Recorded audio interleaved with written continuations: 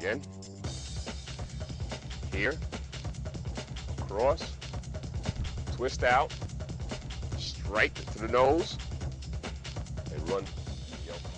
You can either lift it straight up, or you could just pass your hand like you're creating a halo over their head, but they're not an angel. Cross. Or just choke. Chin down. Straight up. Twist out. Come back with an elbow strike here. So now, pretty much, I'm grabbing her like this. The first thing you normally do is to try to grab my arms. That's what we really don't want to do. It's a waste of time. That's a battle that you just can't win. So pretty much we want to bring the arms down.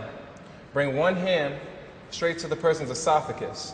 You want to hold here. Keep that arm as straight as possible. And now you want to try to step back while extending this arm. This is making me release now because it's cutting off my passage. So I'm not able to breathe and I'm not able to hold her. So now she can run and go. One more time. The attack with the rigid arm, come around. Good. Freeze the person, elbow, to grab. Same thing with the rigid arm. You want to bring this arm around. Go ahead, swing it around. Yeah. Now what? Now you're going to use this. My fist? We're going to make a little karate chop. Oh, yeah. And then you can chop me here. Get your feet this way. And along with coming in. Yes, you can. And along with that, so once again, let's try it again. So while she's stepping in, she's also bringing the elbow down, which actually makes my wrist lock in. Step in and out. So it protects her neck, allowing her to also have a stronger pull down. Good. You will not stab me. Now while pulling away, you want to headbutt the person. Boom, which is going to free them so they won't, so their guard is off. Now we want to hit down on the groin, elbow, upper hand, turn around. Oh, perfect. Drop it, bitch! And then bam. Punch to the face. All right? Maybe it's your friend and they're holding on to you or they're doing something and I mean, you just don't want to start wailing in on them. It's really easy. This is a thumb.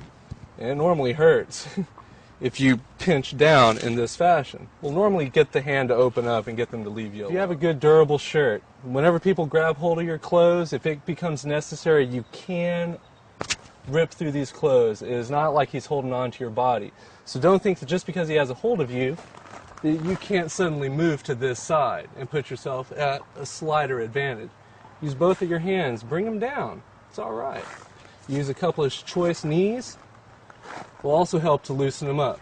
Dropping an elbow, or even coming up and taking them down.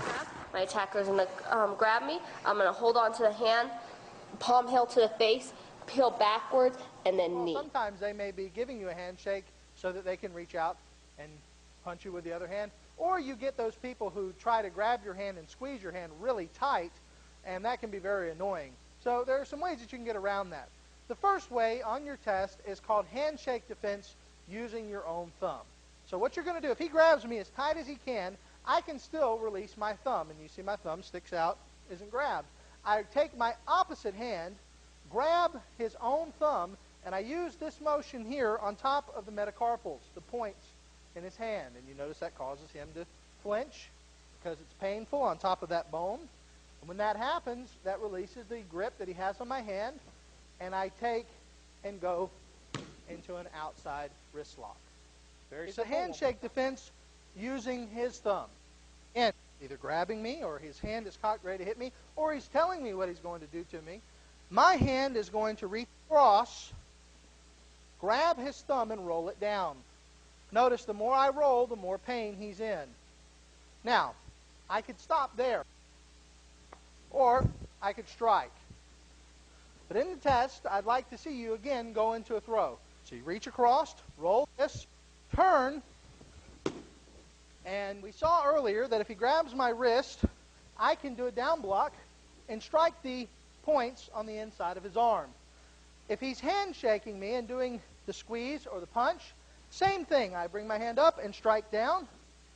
I could knife hand down, or I could, like I'm knocking on a door, down just like that. Any direction, any way I want to do it.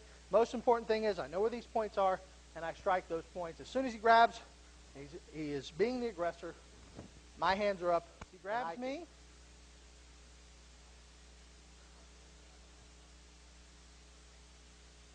As he grabs me, puts my arm up behind me, pull out, strike him here, here, and step. A basic wrist grab. If he reaches out crossed hand and grabs my wrist, of course there's 100 different ways to get out. Of course I could just fan over and get out. He grabs me, I could use my other hand fan and trap. There's 100 different ways to get out of a wrist hold. Again, just push off and get away. And if you're a basic karate student, you need to be working on those things. You need to understand that the weakest part of his grip is going to be his thumb. So if you're going to try to get out, if he grabs the same side wrist grab, this thumb is the weakest part of his hand. If I try to pull against his fingers, and he's a nice strong guy, he's got me held, but if I pull against that thumb, hold very tight, he just can't hold on. So you need to understand that first principle. The second thing is cross hand grab. With an outside wrist lock, I can reach over, roll my hand like this, and I now have a very strong outside wrist lock. I push down, he will fall straight there. Instead of throwing him over there, where I may have to then go get him, or he may land and get up very angry, I'm going to take him straight down, where he'll be right below me when he hits the ground. So here, somebody might ask this question. It's a good question too. Well, while you're fooling with his hand, he might be punching you in the face. That's right. So I might want to give him something to occupy his time. So when I reach to grab his hand, I'm also going to take my foot and I'm going to catch him either in the inside of the leg or possibly with a roundhouse kick to the stomach to get his attention off of what I'm doing with his hand. So if I reach up, tap his leg, there, take his hand. Now, not only is he off balance, but I've got his hand in this position, and look at the position of the hand. It's very important. I have grabbed the meat of the interior of his thumb. I put my thumb on the back. I'm using my hand that was grabbed for leverage, and I'm going to push straight down. When this happens, as soon as the wrist goes past the shoulder, he will fall. Now, what happens if he grabs a same side grab? Well, getting to an outside wrist lock from this is not impossible. I can turn my hand up, and there's an outside wrist lock there. Show you how I did that. I just simply turn my hand up again. I wouldn't just do this because he would punch me with his other hand, but I would do a kick at the same time. Release against the thumb, just like I showed you a moment ago. And there I've got this wrist lock. Thumb on the back, finger across the hand, my other hand for leverage was a circular motion. He grabs, I come up here, and I create that bend in the elbow with that. What if he's a really strong guy? Well, I may want to come up here, slide down the wrist, and cut into it. Whatever I've got to do, I want this wrist in this position to be pointed at his chest. Because that gives the difference between this, which does hurt and he can feel that, but he can fight that, and this, which is a killer and takes him out.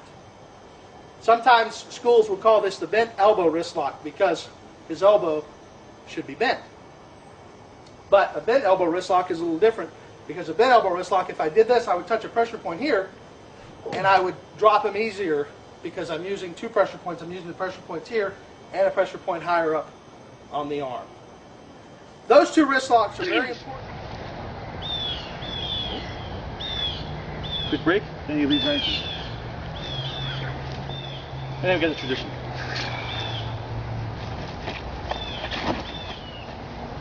So we're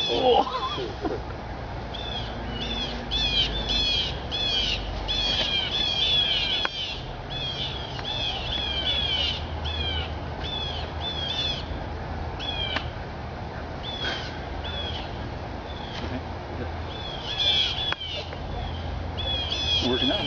He grabs here, turn over, grab his arm, and his wrist is compromised, so when you go forward, they're pretty much going to be stuck here because of the pain.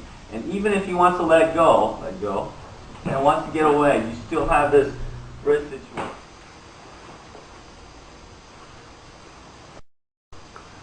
Good. Against just the muscles in his wrists and in his hands. And remember, he's just holding on to my shirt.